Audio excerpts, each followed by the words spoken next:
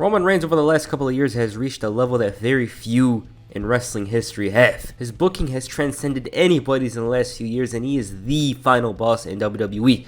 You want to become champion, you gotta beat him. Roman Reigns is basically 99 overall at this point and almost unstoppable. His run does not seem like it's gonna end anytime soon, and WWE is going all in on him. The point of this video is just to talk about wrestlers from the past and present, and talk about who could hypothetically beat him in storyline and kayfabe. Some of these guys, WWE would not book them to beat this version of Roman Reigns for sure. I just don't see someone like 2014 Daniel Bryan beating him. But we're asking the question of, do they have the ability? Most of them, though, WWE would probably book said person to beat him because they're the guy that they're looking for, the top guy. But that's the point of this video, just to look at past and present. These guys would beat Roman Reigns. Alright, let's not waste time, let's get into it. Hulk Hogan of the 80s. Hulk Hogan's reputation in the 80s was that of a real superhero. Millions flocked to their televisions or showed up to the actual show to witness the Hulkster best his enemies. Hogan's superstar status was cemented by 1985 after a role in Rocky III and a super push that saw him hold the WWF Heavyweight Championship for over 3 years. If he were to face the Tribal Chief, it wouldn't end any other way. Hogan would get some offense in, lose some momentum before coming back and hitting the leg drop for the 3. I'm pretty certain that compared to the rest in this video, that 1980's Hulk Hogan would have gotten the job done. It's academic. 1 + 1 is 2, and Hulk Hogan beating Roman Reigns, regardless of how long his title reign has been, is a fact. We're talking about the Hulk Hogan from 1984 to 1992. That guy for sure, even 2005 Hulk Hogan would have a chance. He probably wouldn't win it, but it's not out of the realm to see the same result. Bruno Sammartino. The man that ruled the WWF with an iron fist. The Italian strongman story is nothing short of remarkable, and so is his in-ring career. One of the pillars of the WWF. Sammartino's title reigns lasted a grand total of 11 years, and that's almost unfathomable in this modern era. He would best anyone that would come his way, and to understand his dominance, he's just one of those guys that can't be forgotten in the history of wrestling. Now, the styles of wrestling are a bit different, of course. The moves, the strategies, but hypothetically,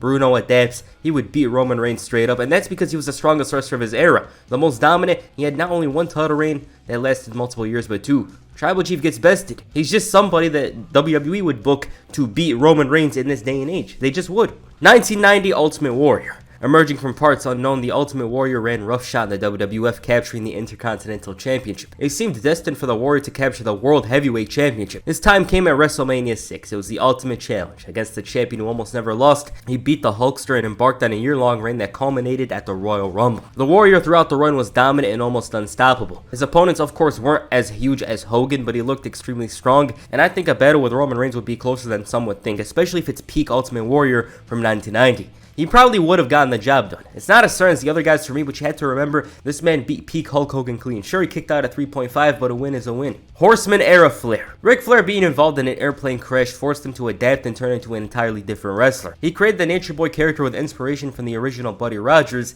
and this led to superstardom. Flair in the mid-80s was one of the biggest wrestlers out there for his great storytelling, the ability to have the fans believing the babyface could win the title, and of course, his larger-than-life persona. Flair always had the Horsemen by his side despite his incredible talent and would rely on their interference for the sake of it. He didn't really need them because his talent would get him far, not to mention his own dirty tactics. It was just a shortcut for him. Personally speaking, I feel like late 80s Ric Flair would find a way to do it. He had the tactics, the skill, the endurance, and his own guys, and I think this one happens. Ric Flair would end the title reign and do it in the most corrupt way possible to piss off Roman Reigns and the bloodline. It just would.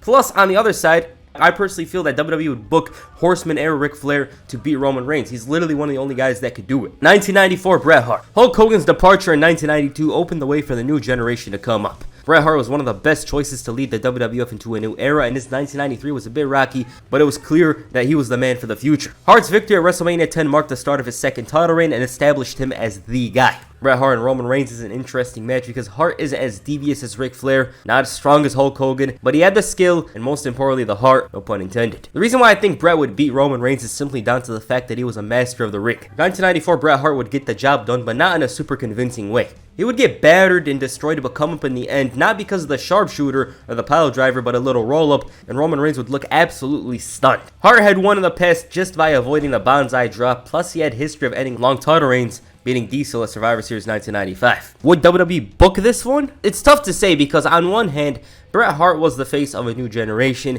He was their top guy, the #1 guy, but it's not as sure as the others. I feel like if you were to grab 1994 Bret Hart and put him in this era, would WWE book Roman Reigns to lose? It's very questionable. It's not as guaranteed as I say Hulk Hogan or Stone Cold or any of these guys. Okay. 1998, Bill Goldberg. The wrestling world wasn't ready for the debut of Bill Goldberg. A product of the power plant, Goldberg had a very simple look that took him a long way. He had the size, speed, and intensity. Goldberg ran through everybody in sight and developed a streak. The streak is of course a bit exaggerated by numbers, but Goldberg was getting more and more popular, and it was with little risk. Goldberg wasn't on some big contract. He captured the United States Heavyweight Championship and eventually the WCW World Championship. 1998 was his year. If 1998 Goldberg were to face a tribal chief, in my personal opinion, no doubt would he win the title. Goldberg is one of the strongest booked wrestlers of all time. He'd do the job and do it in less than 15 minutes. The Usos get knocked down, Solo takes a spear, and Roman receives a jackhammer. That's just how it would go. Then again, you never know. WWE would probably have him get shocked by a cattle prod. Who knows? I was gonna say Sting, but he lost to Hogan clean here, but an argument can be made for him. The man was stuck in the shadows for a year, reborn, and realized that it's not all sunshine. Regardless of that pinfall, 1997 Sting has a chance because he was fighting the NWO by himself in the New World Order, destroying them, and they were scared of him. They were scared of one man who had a baseball bat in his hand. You know, he was mysterious, and that worked in his favor. 1998 to 2001 Stone Cold. Steve Austin's rise to the top of the wrestling industry is remarkable. Many expected him to get there, but not the way and the levels he reached in 1998. Austin's no BS, trust nobody type character was a massive success, and in turn led the WWF to one of the most exciting times in its history. Austin had the highest levels of resiliency and resolve. He would sometimes lose, but never to a point where he was decisively beaten. The Texas Rattlesnake against the Bloodline is always going to end one way.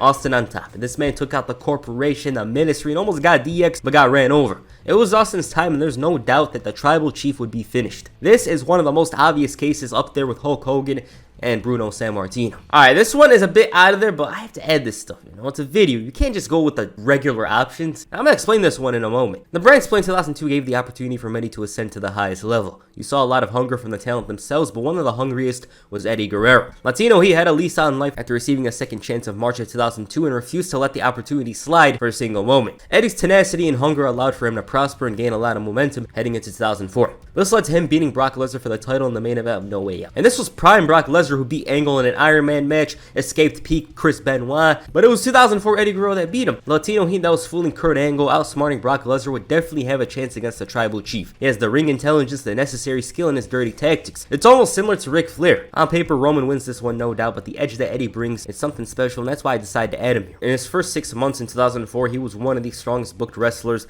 This guy was outsmarting everyone, finding cheap, sometimes decisive ways to win matches, and I just had to include him. Reign of Terror, Triple H. The background character of the new generation became one of the main guys of the following era. Triple H. The game during the early 2000s was involved in some of the most dastardly, heinous actions, and even when he'd get what's coming to him, one way or another, he'd find a way to walk away as champion. Sure, he's bloody, he's hurting, but at the end of the day, he's winning, not to mention he had Evolution by his side. His backup was always making things easier, no matter what happened on Sunday. 9 times out of 10, he'd be wearing that big-ass band-aid with a smile on his face. So to me, this is one of the most obvious ones. Evolution had the Ric Flair element. Experience, Orton and Batista would drop the bloodline, and Triple H walks away with the title. In kayfabe, there's few that had the level of cunningness of Triple H. You know, one way or another, he would find a way to score the victory and win the title. Super Cena. John Cena's meteoric rise to main event status in 2005 marked the start of the era known as Super Cena. Cena was booked to become an almost unstoppable force. Sure, he'd lose from time to time, but it would always end with the champ standing tall as the victor. Cena was literally 99 overall at some points during his career. Whether it's a soldier against the bad guys of the WWE or the orange-wearing, never-give-up, taking ass-kicking for 17 minutes before coming back in 2 to win the match superhero. Damn. A match against Roman Reigns is most definitely a foregone conclusion, especially when Cena does this smile.